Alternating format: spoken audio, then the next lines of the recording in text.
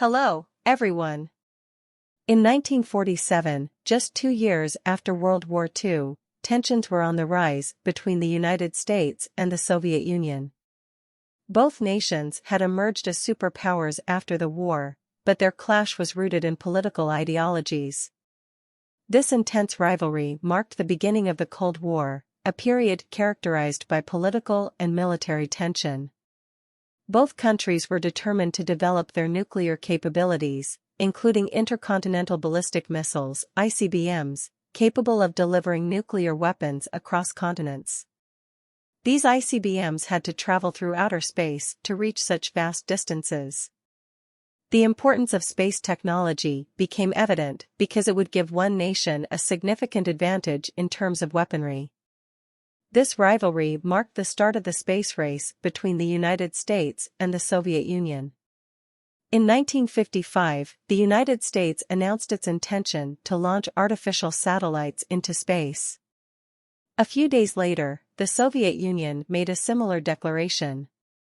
2 years later, in October 1957, the Soviet Union achieved a historic milestone by launching Sputnik, the world's first artificial satellite.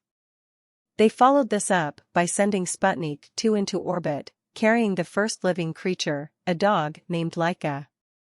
In January 1958, the United States caught up by launching its first satellite, Explorer 1. The fierce competition between these nations spurred rapid advancements in space technology. During this period, Dr. Vikram Sarabhai, an Indian scientist, recognized the significance of space development for a country's progress, especially after the launch of Sputnik in 1957. By 1962, Dr. Sarabhai had convinced India's Prime Minister, Jawaharlal Nehru, to initiate its space program, leading to the birth of ISRO, Indian Space Research Organization. Initially named INCOSPAR, Indian National Committee for Space Research, it operated under the Department of Atomic Energy, with Dr. Sarabhai as its chairman. Consequently, he is revered as the father of the Indian space program. ISRO began with limited infrastructure and resources, which led to unique situations like transporting rocket parts on cycles and bullock carts. Control rooms were set up in unconventional locations, such as a church in a remote village, and even a repurposed toilet in Bengaluru served as a satellite data receiving center. In November 1963, just a year after INCOSPAR's establishment, India successfully launched its first rocket, a sounding rocket used to gather atmospheric data. As experience was gained, India developed its sounding rocket, named Rohini 75, successfully launched in 1967. By August 15, 1969, INCOSPAR was renamed ISRO, signifying its transformation into a full-fledged organization with a focus on using space technology for the nation's development. Dr. Satish Dhawan succeeded Dr. Sarabhai as chairman of ISRO. In 1975, India achieved another milestone by launching its first artificial satellite, Aryabhata. Unfortunately, Dr. Sarabhai passed away in 1971, and Dr. Dhawan took over as the chairman. In 1980, ISRO developed its first satellite launch vehicle, SLV-3, which carried the satellite Rohini into orbit. ISRO continued to develop various satellite launch vehicles, including ASLV, PSLV, and GSLV, each designed for specific purposes, such as placing satellites into geostationary orbits. In 1983, ISRO sought NASA's assistance to launch the satellite INSAT, Indian National Satellite System. This network of communication satellites enabled television broadcasting, weather forecasting, and early warnings of natural disasters.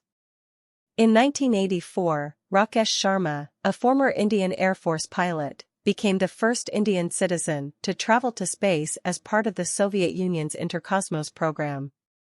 In the next 2 decades, ISRO made significant progress. In 2008, the Chandrayaan-1 mission successfully marked India's first mission to the Moon. In 2013, India made history again by becoming the first country to enter Mars orbit on its maiden attempt with the Mars Orbiter mission, Mangalyaan. ISRO's achievements earned it a place among the world's top space agencies, establishing India as a space superpower.